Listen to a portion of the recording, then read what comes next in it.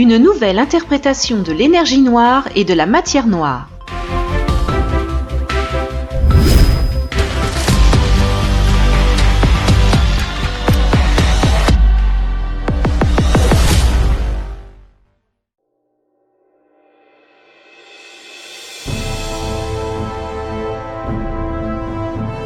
Le monde qui nous entoure a toujours été décodé par la physique, mais il reste encore beaucoup de mystères merveilleux que la physique s'efforce de découvrir.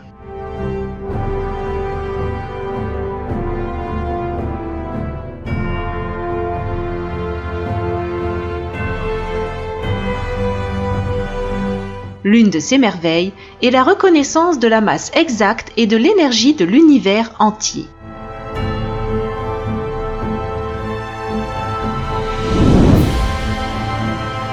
L'énergie noire est l'expansion de l'univers.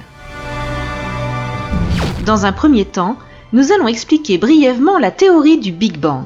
Le Big Bang est la plus grande théorie pour expliquer la genèse de l'univers.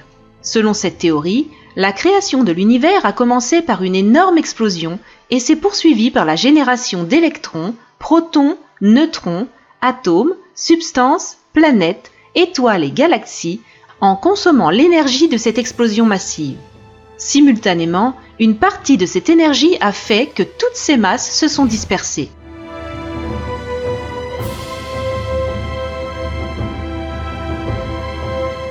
On s'attend à ce qu'après la survenance de ce phénomène important, la vitesse des masses diminue jusqu'à ce qu'elles s'arrêtent. Cependant, cela ne s'est pas encore produit, mais leur expansion s'accélère. La seule solution que les scientifiques ont avancée était la probabilité de la présence d'une énergie non spécifiée dans l'univers qui pourrait catalyser cette accélération cosmique, et puisqu'ils ignoraient son origine, ils l'ont appelée l'énergie noire. Donc une question majeure en physique est venue à se poser.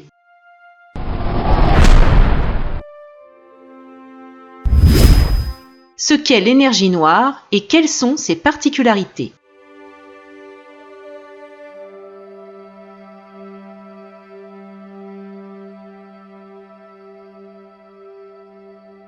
La théorie de Saleh calcule l'énergie libérée par le Big Bang d'une manière différente.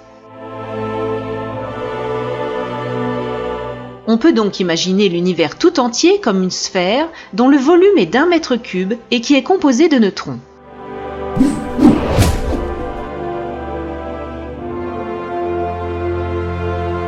Nous calculons l'énergie réservée dans cette étoile à neutrons par la technique de Monte-Carlo. L'énergie de liaison de l'étoile à neutrons est calculée par cette équation expérimentale. Dans cette équation, le E de ρ est l'énergie de chaque neutron. Alpha, bêta, A et B sont des paramètres libres et indépendants.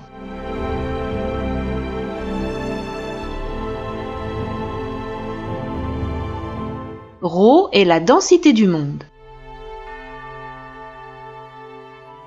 Et ρ0 est la densité neutronique. Comme la densité neutronique et la densité du noyau sont égales, ainsi ρ0 sera égal à... Mais la densité de cette masse sphérique est égale à...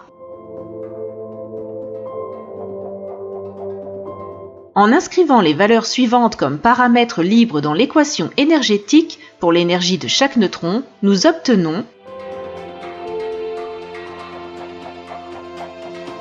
Dans cette équation, comme la première partie est presque négligeable, comparée à la seconde, elle a été ignorée.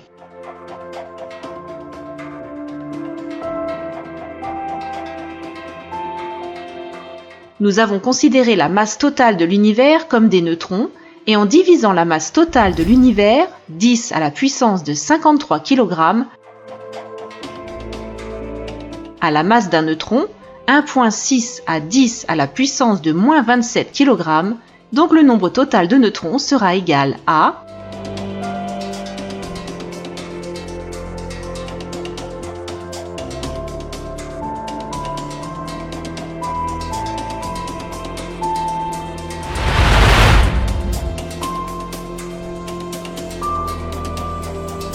En multipliant l'énergie calculée pour chaque neutron, 2,6 multiplié par 10 à la puissance de 79 par le nombre total de neutrons, nous pouvons calculer l'énergie totale.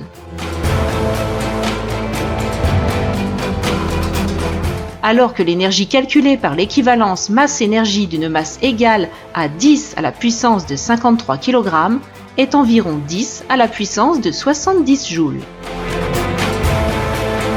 En comparant l'énergie calculée lors du Big Bang de deux façons, on constate une différence significative entre la valeur par l'énergie de densité, 10 à la puissance de 153 joules, et par l'équivalence masse-énergie, 10 à la puissance de 70 joules.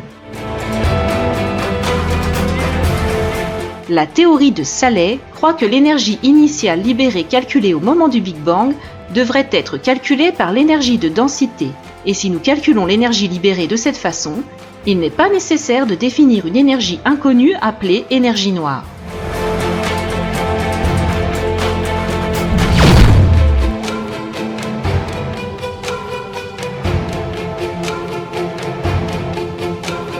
En conséquence, l'énergie noire n'est rien d'autre que l'énergie restante de l'énergie initiale libérée au moment du Big Bang, moins l'énergie consommée pour former les objets de l'univers, y compris électrons, protons, neutrons, objets célestes, etc.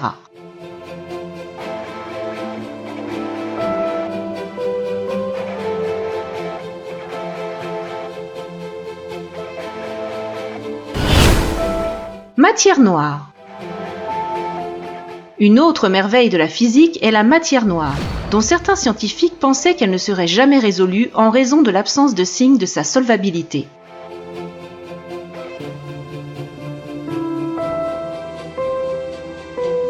Les scientifiques ont proposé la théorie de la matière noire lorsqu'ils ont réalisé qu'il y avait une grande différence entre la masse calculée des galaxies par leurs effets gravitationnels et la masse observable des galaxies.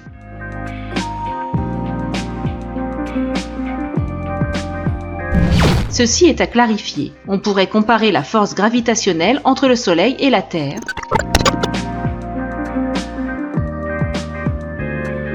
et la force gravitationnelle entre le trou noir au centre de la Voie lactée et le Soleil.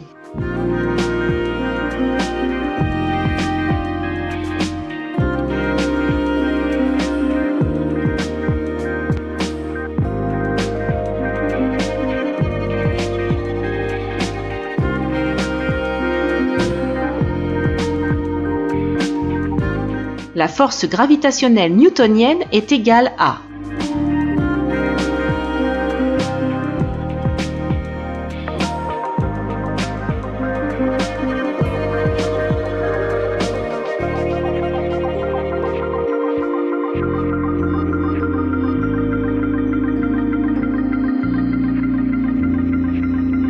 Nous calculons maintenant la force gravitationnelle entre le Soleil et la Terre par la formule suivante.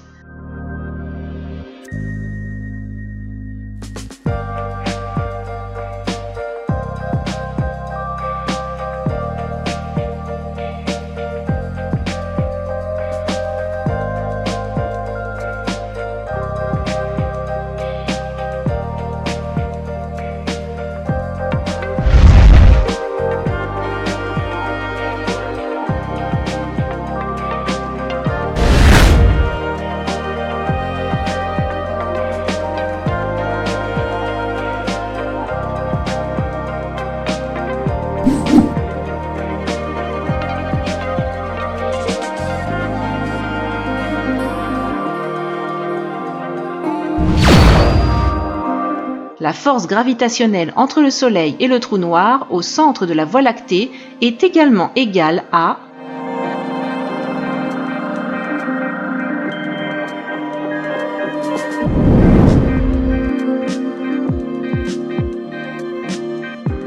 En comparant ces deux forces, on se rend compte que la force gravitationnelle entre la Terre et le Soleil est beaucoup plus grande que le Soleil et qu'il y a un trou noir au centre de la Voie lactée. C'est pour cette raison que la seconde force dans les galaxies est nécessaire pour empêcher leur effondrement.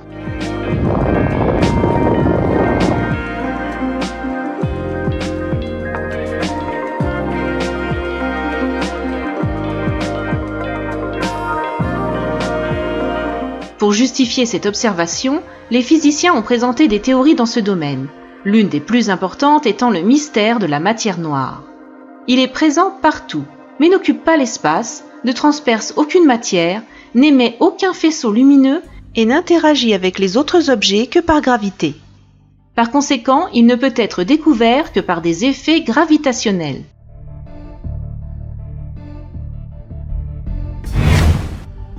Mais malgré toutes ces définitions et ces limites, l'existence de ce matériel n'a pas encore été formellement prouvée. Il est intéressant de noter qu'il représente environ 27% de la masse et de l'énergie de l'univers entier et est l'une des plus grandes questions sans réponse de la physique actuelle.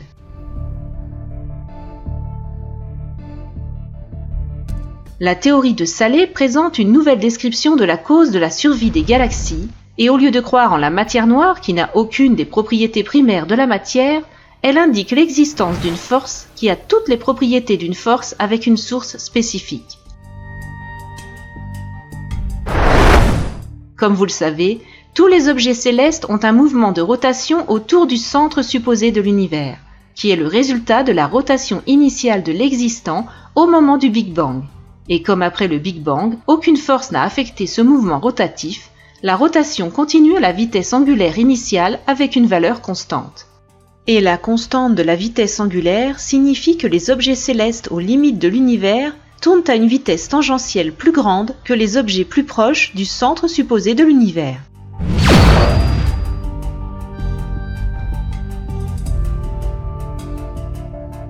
Pour une meilleure compréhension, nous comparons la vitesse tangentielle des objets en rotation au bord de la Voie lactée avec celle des objets en rotation au bord connu de l'univers. En plaçant des valeurs avec l'indice 1 pour les objets célestes au bord de la Voie lactée et l'indice 2 pour les objets célestes au bord connu de l'univers, il en résulte que, premièrement, la vitesse tangentielle des objets célestes au bord connu de l'univers est la plus grande des deux vitesses des objets célestes à l'autre extrémité de la Voie lactée. Deuxièmement, la vitesse au bord connu du monde est des dizaines de milliers de fois plus rapide que la vitesse de la lumière.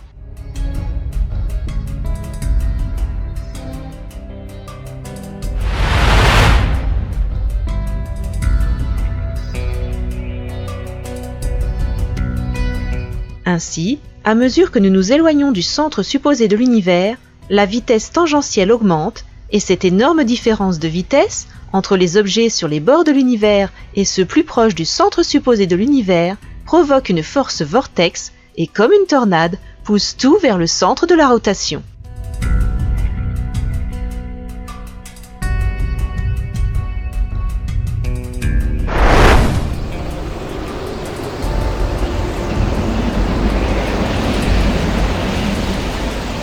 Ce qu'on appelle la matière noire n'est donc qu'une force vive qui est générée par la différence entre la vitesse de rotation des objets célestes à la limite de l'univers et ceux qui tournent près de son centre supposé.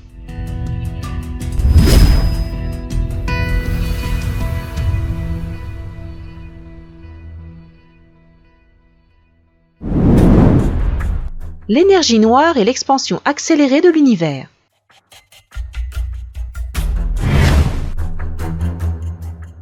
L'énergie noire augmente toujours le rayon de l'univers et par conséquent, le rayon de la sphère de l'univers augmente.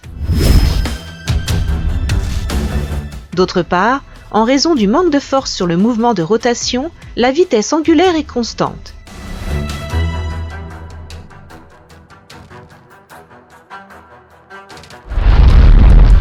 Par conséquent, la vitesse tangentielle des objets célestes augmente. Selon la définition de l'accélération, la vitesse secondaire moins la vitesse initiale divisée par les variations temporelles, l'accélération est toujours positive. Et en fait, l'expansion de l'univers cherche à accélérer. Par conséquent, cette expansion accélérée n'exige pas de force linéaire vers l'extérieur.